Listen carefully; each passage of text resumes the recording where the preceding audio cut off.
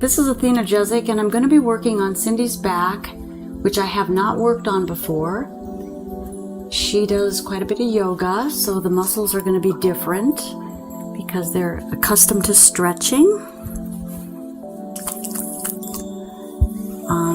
Just so you all know, stretched muscles feel much healthier than bulky muscles.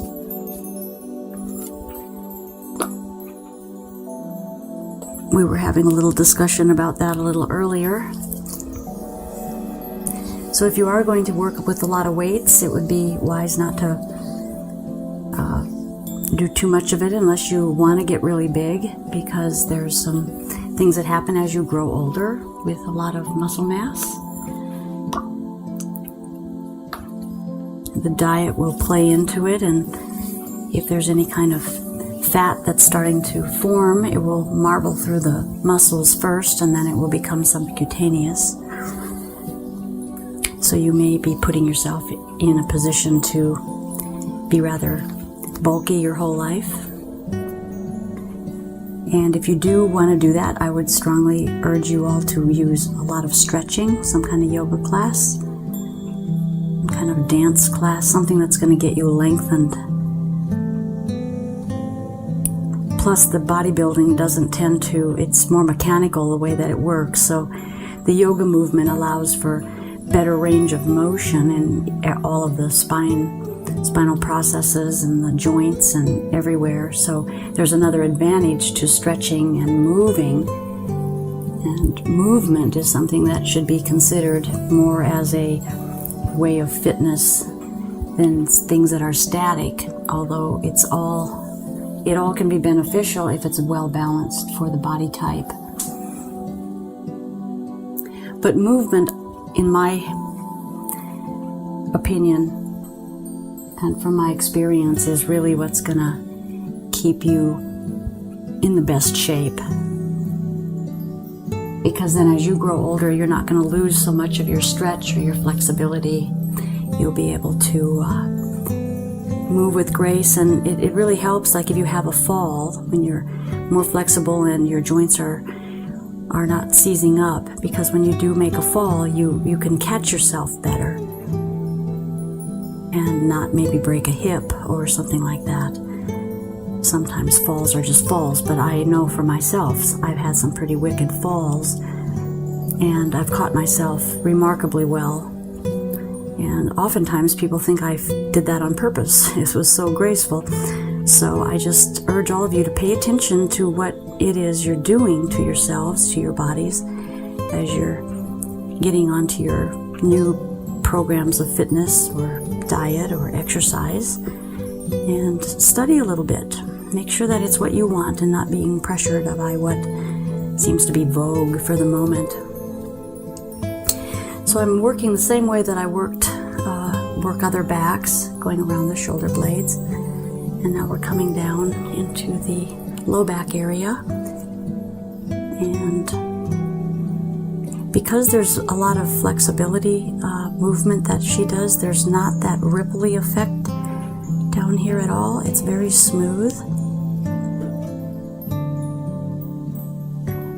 So those of you who are in the business, in the industry of body working, if you begin to pay attention to how the muscles feel differently with the kind of activity a person does, you will be able to pick up some helpful information on that and maybe help people to move into a different way of doing things to give them greater benefit.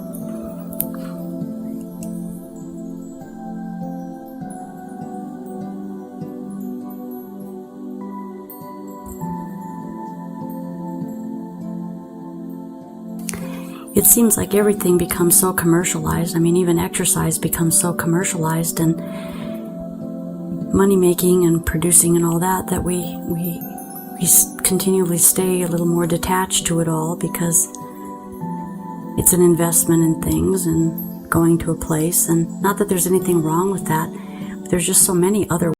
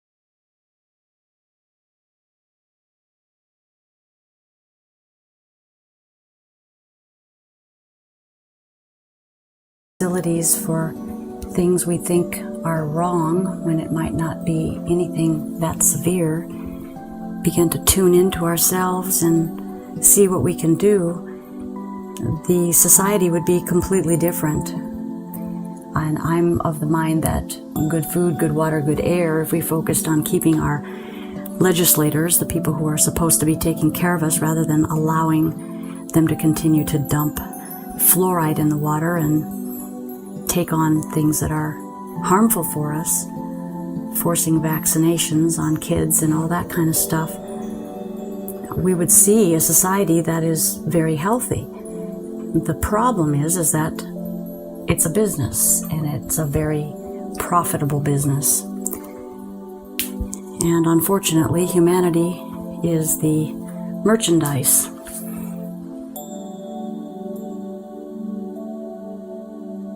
And I say that not to be critical. I say that because I want you, all of you out there, to begin to think differently about what's happening. We can't continue like we're continuing. Humanity won't survive if it continues like this. And the only way it's going to change is if each one of us will make those steps. It's kind of like we can't start a truth movement because you can't just get a group of people that want to do something in a certain area, like finding out the truth or learning things about their body. It's more like the truth or something good and something exciting and something well and upward will move you. So if you really feel like you want something to change, rather than waiting for groups of people or hives or mindsets or whatever to kind of move in, so you have to do it with somebody, just look at yourself and realize if you're moved by it, then you just move into it, and it doesn't matter what the other person is going to do or not do. If they want to choose a different path, then let them do that. But don't wait on a movement, because movements are very hive mind in a lot of ways. They're very herd mentality. And I've found the most censorship coming out of small groups of people who suggest that they're spiritual and they're open to everything, but yet if you speak something differently than what their mindset is about, they're not going to be open to learning anything. So that's part of the healing process, from what I've experienced, is to be open in order to learn from other people many different ideas. But most importantly of all is to check the facts and check the documents and check to make sure that it's valid, because there's a lot of people's ideas out there that are being grabbed onto that aren't really truth, or it's not really going to give you what you need. So coming into a space of much more willingness to learn, much more willingness to realize a lot of what we've been taught is a lie, and reach out for our higher self and the magic that we have and the power that we have as human beings through our intelligence and our creativity and our imagination. That's another way that we can begin to affect the world in a positive way, but it's each individual making that choice. So this back was in very good shape. It was, the muscles felt very pliable, very long. There wasn't a lot of knotting at all in it. So whatever it is that Cindy's doing, she's doing a good job to keep very happy muscles in her back. So thank you very much for your viewing, and let us know how you feel we're doing. This is Athena Jezik. Thank you.